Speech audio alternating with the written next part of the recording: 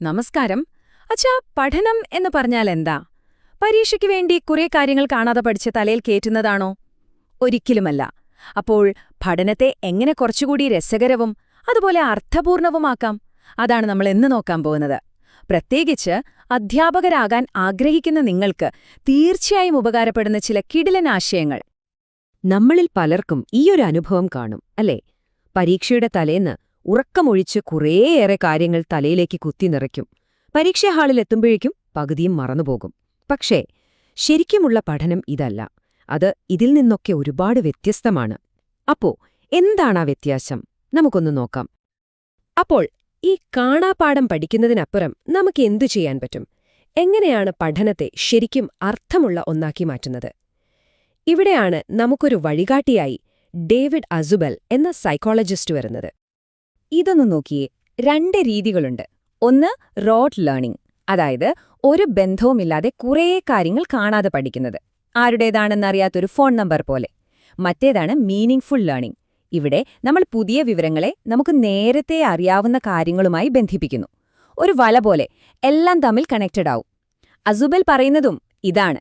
പുതിയ അറിവിനെ പഴയ അറിവുമായി കൂട്ടിയിണക്കുമ്പോഴാണ് പഠനം ശരിക്കും മീനിംഗ്ഫുൾ ആവുന്നത്. ഇനി അസുബല് കുറച്ചുകൂടി പ്രാക്ടിക്കലായി ചിന്തിച്ച ഒരാളാണ്. അന്ന് ബ്രൂണറൊക്കെ പറഞ്ഞിരുന്നത് കുട്ടികൾ സ്വയം കാര്യങ്ങൾ കണ്ടുപിടിച്ച് പഠിക്കണം എന്നായിരുന്നല്ലോ. അതാണ് ഡിസ്കവറി ലേണിംഗ്. പക്ഷെ അസുബൽ പറഞ്ഞു, സ്കൂളുകളിൽ അത്രയും സമയം നമുക്ക് കിട്ടില്ല. അതുകൊണ്ട് അധ്യാപകർ കാര്യങ്ങൾ കുട്ടികൾക്ക് നേരിട്ട് തന്നെ നൽകുന്ന റിസെപ്റ്റീവ് ലേണിംഗ് ആണ് കൂടുതൽ എഫക്റ്റീവ് എന്ന് അദ്ദേഹം വാദിച്ചു. അപ്പൊ അടുത്ത ചോദ്യം ഇതാണ്: ഈ പറയുന്ന പോലെ പഴയ അറിവും പുതിയ അറിവും തമ്മിൽ എങ്ങനെ പാലം പണിയും? അതിനുവേണ്ടി അസുബൽ ഒരു കിടിലൻ ടൂള് മുന്നോട്ട് വയ്ക്കുന്നുണ്ട്. അതിന്റെ പേരാണ് അഡ്വാൻസ്ഡ് ഓർഗനൈസേഴ്സ്. എന്താണിത്? നമുക്ക് നോക്കാം. വളരെ സിമ്പിളാണ്. നമ്മളൊരു പുതിയ പാഠം പഠിക്കാൻ തുടങ്ങുന്നതിന് തൊട്ടുമുമ്പ് ആ വിഷയത്തെക്കുറിച്ചൊരു ചെറിയ ആമുഖം നൽകുക, ഒരു മുന്നൊരുക്കം. ഇതെന്തിനാണെന്ന് വെച്ചാല് നമ്മുടെ തലച്ചോറിലെ ഓൾറെഡിയുള്ള അറിവുമായി പുതിയ വിഷയത്തെ ബന്ധിപ്പിക്കാൻ ഒരു വഴിയൊരുക്കലാണ്. ശരിക്കും പറഞ്ഞാല് ഒരു സിനിമയ്ക്ക് മുമ്പുള്ള ട്രെയിലർ പോലെ. ഇനി ഈ അഡ്വാൻസ് ഓർഗനൈസറുകൾ തന്നെ 2 തരത്തിലുണ്ട്. ഒന്ന് കമ്പാരറ്റീവ്, അതായത് കുട്ടികൾക്ക് ഓൾറെഡി കുറച്ചൊക്കെ അറിയാവുന്നൊരു വിഷയമാണെങ്കിൽ ആ പഴയ അറിവിനെ ഓർമ്മിപ്പിച്ച് പുതിയതിലേക്ക് കണക്ട് ചെയ്യാൻ ഇത് സഹായിക്കും. എന്നാൽ രണ്ടാമത്തേത് എക്സ്പോസിറ്ററിയാണ്. ഇതെപ്പോഴാ ഉപയോഗിക്കുക? വിഷയം കുട്ടികൾക്ക് തീർത്തും പുതിയതാണെങ്കിൽ. അപ്പോൾ അവർക്ക് മനസ്സിലാകുന്ന ഉദാഹരണങ്ങൾ ഉപയോഗിച്ച് ഒരു പുതിയ അടിത്തറയുണ്ടാക്കാൻ ഇത് സഹായിക്കും. ഇപ്പോൾ ഒരു ഉദാഹരണം നോക്കാം. 5ാം ക്ലാസ്സിൽ നമ്മൾ പഠിക്കുന്നു 7 ഭൂഖണ്ഡങ്ങളുണ്ട്. ശരി. കുറേ വർഷം കഴിഞ്ഞ് 10ാം ക്ലാസ്സിൽ നമ്മൾ പഠിക്കുന്നു ഈ ഭൂഖണ്ഡങ്ങൾ ശരിക്കും വലിയ ടെക്ടോണിക് പ്ലേറ്റുകളുടെ മുകളിലാണ്. കണ്ടോ, ഇവിടെ എന്താ സംഭവിച്ചത്? 5ാം ക്ലാസ്സിൽ പഠിച്ച ആ പഴയ അറിവിനെ നമ്മളെടുത്ത് അതിനെ കൂടുതൽ വ്യക്തവും ആഴത്തിലുള്ളതുമാക്കി മാറ്റി. അപ്പോ നിലവിലുള്ള അറിവിനെ ഒന്ന് പൊടിതട്ടിയെടുത്ത് പുതിയതുമായി ബന്ധിപ്പിച്ചു. ഇതാണ് കമ്പാരറ്റീവ് ഓർഗനൈസറിന്റെ പണി. ഇനി മറ്റേതിന്റെ ഉദാഹരണം നോക്കാം. റിമോട്ട് സെൻസിംഗ് എന്ന് പറഞ്ഞാൽ ചിലപ്പോൾ കുട്ടികൾക്കൊന്നും മനസ്സിലാവില്ല. അതൊരു പുതിയ ആശയമാണ്. പക്ഷെ ടീച്ചർ അതിനെ എങ്ങനെ താരതമ്യം ചെയ്താലോ? നമ്മളൊരു ബസ് സ്റ്റോപ്പിൽ നിൽക്കുന്ന ഒരാളെ അയാളുടെ രീതികളൊക്കെ പഠിക്കാൻ വേണ്ടി ദൂരെ നിന്ന് നിരീക്ഷിക്കുന്നില്ലേ? അതുപോലെ ഒന്നാണിത്. സംഭവം സിമ്പിളായില്ലേ? അറിയാത്തൊരു വലിയ ആശയത്തെ അറിയാവുന്നൊരു ചെറിയ ഉദാഹരണവുമായി ബന്ധിപ്പിച്ചു. ഇതാണ് എക്സ്പോസിറ്ററി ഓർഗനൈസർ. ഓക്കെ, അപ്പോൾ നമ്മൾ എങ്ങനെ പഠിക്കണമെന്നതിനെക്കുറിച്ച് സംസാരിച്ചു. ഇനി നമുക്ക് എന്തുകൊണ്ട് പഠിക്കുന്നു എന്നതിലേക്ക് വരാം. അതായത് നമ്മളെ പഠിക്കാൻ പ്രേരിപ്പിക്കുന്ന ആ ഒരു ശക്തി, മോട്ടിവേഷൻ. അതാണ് അടുത്ത വിഷയം. പ്രചോദനം, അതായത് മോട്ടിവേഷൻ, പ്രധാനമായും 2 തരത്തിലുണ്ട്. ഒന്നാണ് എക്സ്ട്രിൻസിക് അഥവാ ബാഹ്യപ്രചോദനം. അതായത് പുറത്തുനിന്ന് എന്തെങ്കിലും കിട്ടാൻ വേണ്ടി നമ്മളൊരു കാര്യം ചെയ്യുന്നു. ഉദാഹരണത്തിന് ഒരു ചോക്ലേറ്റ് കിട്ടാൻ, നല്ല ഗ്രേഡ് കിട്ടാൻ, അല്ലെങ്കിൽ ശിക്ഷ ഒഴിവാക്കാൻ വേണ്ടി പഠിക്കുന്നത്. ഇനി രണ്ടാമത്തേതാണ് ഇൻട്രിൻസിക് അഥവാ ആന്തരിക പ്രചോദനം. ഇത് നമ്മുടെ ഉള്ളിൽ നിന്ന് വരുന്ന താൽപ്പര്യമാണ്. ആരും നിർബന്ധിച്ചിട്ടല്ല, നമുക്ക് തന്നെ പഠിക്കാൻ തോന്നുന്നു. അതാണ് സംഭവം. അപ്പോ ഒരു ചോദ്യം ചോദിക്കാം. ഒരു ടീച്ചർ PT പീരീഡിന് കുട്ടികളോട് പറയാണ്, നിങ്ങൾക്കിഷ്ടമുള്ള ഏത് ഗെയിമും കഴിച്ചോളൂ. അപ്പൊ കഴിക്കാനുള്ള കുട്ടികളുടെ ആ ഒരു പ്രേരണ, അത് ഇൻട്രിൻസിക് ആണോ അതോ എക്സ്ട്രിൻസിക് ആണോ? ഉത്തരം ഇതാണ്.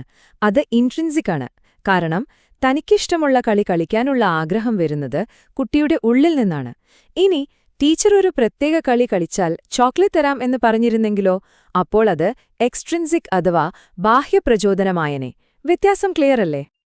ഓക്കെ, ഇനി നമുക്ക് അധ്യാപനത്തിന്റെ 2 പ്രധാന വഴികളിലേക്ക് കടക്കാം.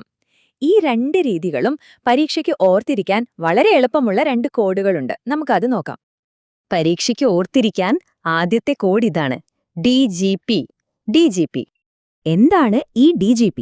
D എന്നാൽ ഡിഡക്റ്റീവ് മെത്തേഡ്, G എന്നാൽ ജനറൽ, P എന്നാൽ പെർട്ടിക്കുലർ. അതായത് നിങ്ങൾ ഒരു പൊതുവായ നിയമത്തിൽ നിന്ന് തുടങ്ങി പ്രത്യേക ഉദാഹരണങ്ങളിലേക്ക് പോകുന്നു. ആദ്യം റൂൾ, പിന്നെ എക്സാമ്പിൾ. ഇനി ഇതിന്റെ നേരെ വിപരീതം, അതിനും ഒരു കോഡുണ്ട്: IPG. IPG. ഇവിടെ I എന്നാൽ inductive method, P particular, G general. അതായത് നിങ്ങൾ പ്രത്യേക ഉദാഹരണങ്ങളിൽ നിന്ന് തുടങ്ങി ഒരു പൊതു നിയമത്തിലേക്ക് എത്തുന്നു. ഡിഡക്റ്റീവിന്റെ നേരെ ഓപ്പോസിറ്റ്. ഈ ടേബിൾ കാണുമ്പോൾ തന്നെ നിങ്ങൾക്ക് പ്രധാന വ്യത്യാസം മനസ്സിലാകും. ഇൻഡക്റ്റീവ് രീതിയിൽ നമ്മൾ ഒരുപാട് ഉദാഹരണങ്ങൾ കാണിച്ചു കൊടുത്തിട്ട് അതിൽ നിന്ന് ഒരു പൊതു നിയമത്തിലേക്കെത്തുന്നു. എന്നാൽ ഡിഡക്റ്റീവ് രീതിയിലോ, നമ്മൾ ആദ്യം തന്നെ നിയമം അങ്ങ് പറയും, എന്നിട്ട് അത് വിശദീകരിക്കാൻ ഉദാഹരണങ്ങൾ നൽകും. അപ്പോൾ ഇതിലെ ഏറ്റവും നിർണായകമായ പോയിന്റ് എന്താണ്? ഇൻഡക്റ്റീവ് രീതി, അതായത് ഉദാഹരണങ്ങളിൽ നിന്ന് തുടങ്ങുന്നത് കൂടുതൽ ശിശുകേന്ദ്രീകൃതമാണ്. കാരണം നമ്മൾ തുടങ്ങുന്നത് കുട്ടികൾക്ക് പരിചിതമായ കാര്യങ്ങളിൽ നിന്നാണ്. എന്നാൽ ഡിഡക്റ്റീവ് രീതിയോ, അത് കുറച്ചുകൂടി അധ്യാപക കേന്ദ്രീകൃതമാണ്. കാരണം നമ്മൾ തുടങ്ങുന്നത് ഒരു അബ്സ്ട്രാക്റ്റ് നിയമത്തിൽ നിന്നാണ്. അപ്പോ ഒരു ഭാവി അധ്യാപകൻ അല്ലെങ്കിൽ അധ്യാപിക എന്ന നിലയിൽ നിങ്ങൾ സ്വയം ചോദിക്കേണ്ട ഒരു ചോദ്യമുണ്ട്. നിങ്ങളുടെ വിദ്യാർത്ഥികൾക്ക് ഓൾറെഡി അറിയാവുന്ന കാര്യങ്ങളും അവർ പുതുതായി പഠിക്കേണ്ട കാര്യങ്ങളും തമ്മിൽ നിങ്ങൾ എങ്ങനെയാണ് പാലങ്ങൾ നിർമ്മിക്കാൻ പോകുന്നത്? വെറുതെ വിവരങ്ങൾ പകരുന്നൊരാളായി മാറാനാണോ, അതോ അറിവുകൾക്കിടയിൽ ബന്ധങ്ങൾ സ്ഥാപിക്കുന്ന ഒരു വഴികാട്ടിയാകാനാണോ നിങ്ങളുടെ തീരുമാനം? ഈയൊരു ചിന്തയോടെ നിർത്തുന്നു. നന്ദി.